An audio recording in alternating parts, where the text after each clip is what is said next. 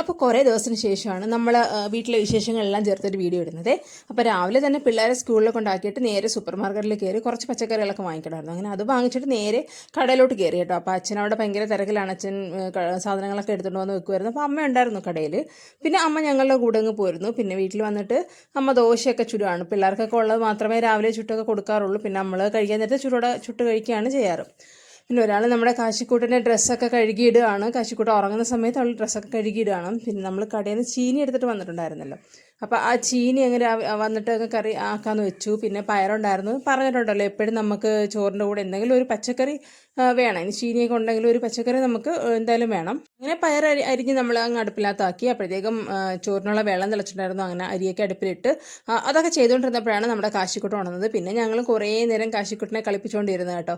കാശിക്കുട്ടൻ്റെ ഒരു പ്രത്യേകത എന്ന് വെച്ചാൽ അവൻ്റെ അടുത്ത് ഇങ്ങനെ ഒരാൾ എപ്പോഴും കാര്യം പറഞ്ഞുകൊണ്ടിരിക്കുന്നത് ഭയങ്കര ഇഷ്ടം. ഭയങ്കര ചിരിയാണ്.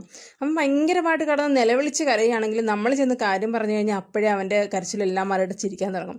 അപ്പോഴത്തേക്കും അമ്മ കാശിക്കുട്ടനെ ഞങ്ങൾ കളിപ്പിച്ചുകൊണ്ടിരിക്കുന്ന സമയത്ത് അമ്മ മീനൊക്കെ കട്ട് ചെയ്തുകൊണ്ട് വന്നു. അപ്പോൾ നമുക്കിന്ന് നെത്തോലി ആയതുകൊണ്ട് തേങ്ങ അരച്ച് വെക്കാമെന്ന് വിചാരിച്ചു. അപ്പോൾ മാങ്ങ ഉണ്ടായിരുന്നു. മാങ്ങയിട്ട് കറി വെക്കാമെന്ന് വിചാരിച്ച് അമ്മ കറിയെല്ലാം അങ്ങ് സെറ്റാക്കി റെഡിയാക്കി വെച്ചു. അതിൻ്റെ കൂടെ പിന്നെ നമുക്ക് രസം ഉണ്ടായിരുന്നു.